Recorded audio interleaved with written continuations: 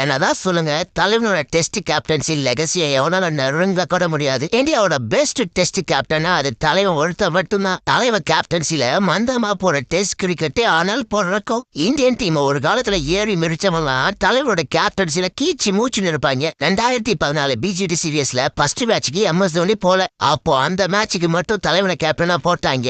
அப்போ பிரைம்ல இருந்த மிச்சல் ஜான்சனையே தலைவன் கதற விட்டான். என்னதான் இந்தியா அந்த மேட்சை தோத்திருந்தாலும் தலைவனோட கேப்டன்சி அனல் பறந்தது. நீ முறைப்பியா, நானும் முறைப்பேன். நீ அடிச்சா நானும் அடிப்பேன். நீ பவுன்சர் போட்டு என் மூஞ்சி கேத்துவியா, நான் என் பவுலர் விட்டு பவுன்சர் போட்டு உன் வாய் உடைக்கிறான்னு கருணையில் அதை கேப்டன்சி பண்ணுவான் தலைவன். இப்ப ஏற்பட்ட வெறியான கேப்டன் இந்த கங்கல் இருக்காரு. அந்த ஆள்தான் தலைவனை கேப்டன் இருந்து இறக்கி டெஸ்ட் கிரிக்கெட்லயே நம்மள கோமாளி ஆக்கி விட்டாப்ல. எப்ப தலைவன் எப்பா அவங்க பாலிடிக்ஸ் எல்லாம் போதும், நான் ரிட்டையர் ஆகிவிட்டாப்ல. தலைவன் மாதிரி 1000 டெஸ்ட் பேட்ஸ்மேன் வரலாம், ஆனா டெஸ்ட்ல தலைவன் மாதிரி கேப்டன்சியை எவனாலே திருப்பி பண்ண முடியாது. Greatest of all time king Kohli.